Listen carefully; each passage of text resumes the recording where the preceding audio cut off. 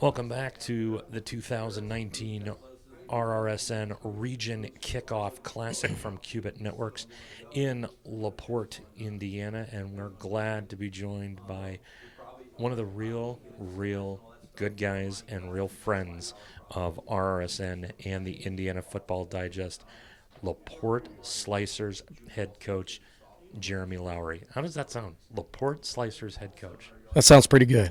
Sounds pretty good. We'll talk a little bit about last year. You're coming from Paoli to here. Do you feel like it's a homecoming coming? Because you played at Penn. You played under the legendary Chris Giesman.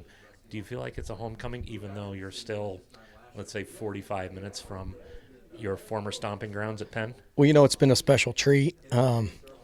It's been a while since I've spent this much time up in this part of the state, and I have been over to South Bend and Mishawaka several times to visit some old teammates and catch up on events. Matter of fact, I was there a couple weeks ago at our old offensive lineman's house, Jimmy Munich. He had a cookout, and Jimmy and some of the other old Penn guys, we were together, and we needed to pick up a couple things of Martin's there in Osceola. So I go up to Martin's, and I'm walking through the aisle at Martin's, and somebody comes up and hits me, and it was an old teammate, and it's kind of bizarre being back so close, and I've run into several people, and getting to see some of those old relationships and rekindling those old friendships has been really special.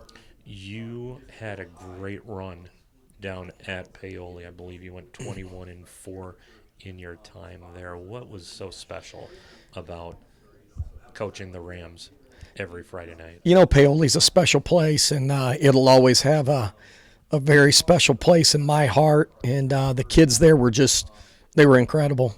I mean, they really bought into our culture, and it started with Coach Ballsmeyer. I was an assistant for him for 7 years before I got the head job, and so it was an easy transition being there 7 years, and I can't say enough about the kids and the community and their drive to be the very best they could be. I mean, just so invested, and just really bought into our culture and how we wanted to do things. And it was evident that we had trust throughout the program. You go from a 2A school to a 5A school. Pretty significant jump. What are some of the differences that you'll see, besides the obvious one being the class size? But what is some of the differences that you'll see, or maybe that some viewers or listeners aren't quite aware of when you make that jump from 2A up to 5A?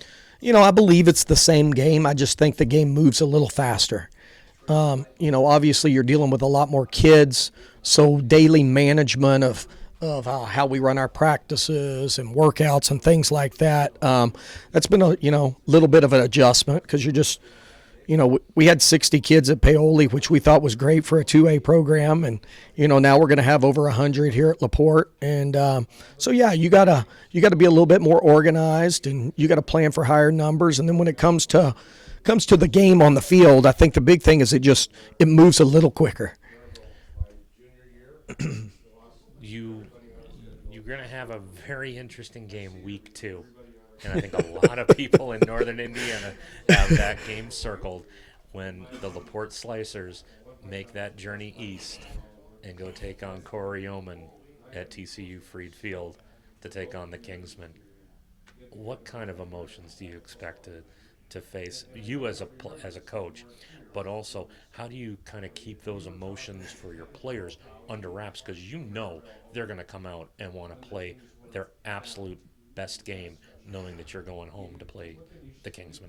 Sure, it hasn't taken me long to get to know the kids and start building relationships with the kids here at LaPorte, and they're a special group, and we've got a strong bond that we're building here, and I'm just really excited about the energy and the excitement that I believe our kids are going to play with, and what they bring to practice each and every day. And obviously, yeah, that's going to be it's going to be a very unique moment when we go over to Freed Field, and it's going to be a unique night. But we try to tell our kids every day that it's all about us.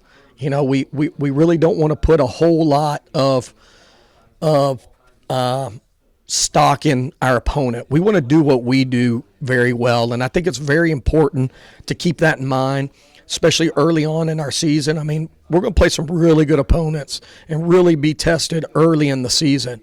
And, to be starting a new program, I mean, we blew it all up and started everything over this spring, and those opponents, it's going to be tough, and we're gonna face a lot of adversity, and our kids are going to have a lot of trust in one another, and they're going to have a lot of trust in the system, in our process, and how we do things, and we just really got to treat that game that it's about us. We can't get too caught up in coach going home or the atmosphere there, because they're really good at what they do, and we just got to go play our game and not let them dictate the flow of the game if we want to have any success there. And that's going to be the key. What are some of the things that you've noticed that are big-time strengths, but also what are some of the things that you guys as a coaching staff will need to work on your kids after watching them scrimmage this past Friday in order to get prepared for a pretty interesting inter-county matchup to start the season? Sure. Our biggest thing right now is people, they always want to ask me, how's it going? How's it going? Where are you guys at? And my response is, one, I really love the kids. The kids have really bought in. And I truly believe that the first step in getting to where we want to go is we got to get the culture right. And I really believe that we've done a really good job establishing the culture with the kids, within the coaching staff. I feel really good about the staff we've put together. And, the next thing I tell them is we get better every time we take the field. We're at a phase right now that we've had to put a lot in fast.